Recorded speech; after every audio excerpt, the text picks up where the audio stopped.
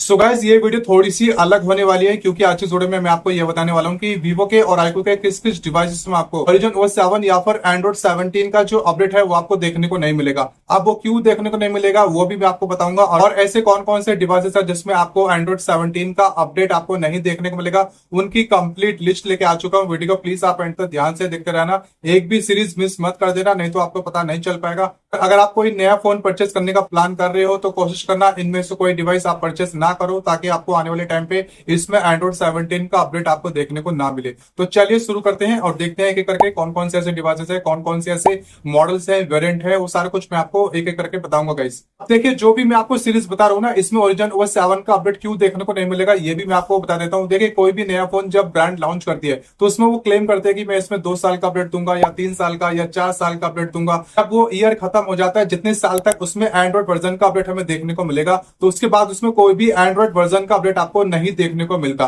तो जिस कारण आपको इन डिवाइसेस में आपको Origin OS 7 या फिर एंड्रॉइड 17 का अपडेट आपको नहीं देखने को मिलेगा। तो कौन कौन से डिवाइसेस है उन सब के बारे में बात करने वाले हैं, तो देखते हैं। तो सबसे पहले वीवो की एक्स सीरीज के ऊपर हम बात कर लेते हैं। एक्स सीरीज में कौन कौन से डिवाइसेस है, जैसे X42 हो गया, X90 हो गया, X90 Pro हो गया, X90 Pro Plus हो गया, X90s हो गया। ठीक है, ये X90 सीरीज में स्पेशली आपको Origin OS 7 या फिर एंड्रॉइड 17 का अपडेट आपको शायद ना देखने को मिले।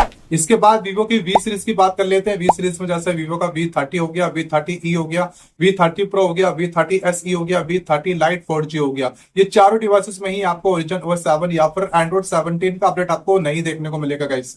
इसके बाद वीवो के टी सीरीज की बात कर लेते हैं। टी सीरीज में वीवो का T3 हो गया, T3 Pro हो गया, T3 Ultra हो गया, T3 Lite हो गया, T3X हो गया। ये वीवो की स्पेशली टी सीरीज में जो भी मैंने डिवाइसेस बताए हैं, इसमें आपको अकॉर्डिंग टू शेड्यूल लिस्ट आपको Origin OS 7 या फिर एंड्रॉइड 17 का अपडेट आपको नहीं देखने को मिलेगा।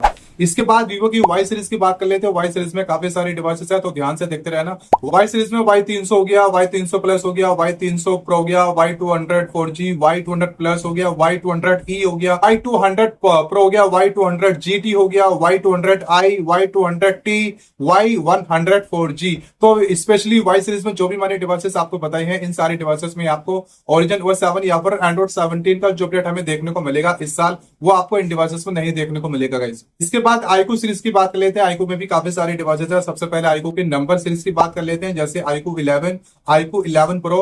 दोनों डिवाइसेस में आपको एंड्रॉइड 17 का अपडेट आपको नहीं देखने को मिलेगा गाइस। उसके बाद लास्ट iQOO Z सीरीज की बात कर लेते हैं, जैसे iQOO Z9 हो गया, iQOO Z9X हो गया, iQOO Z9 Lite हो गया, iQOO Z9s हो गया एंड iQOO Z9s Pro।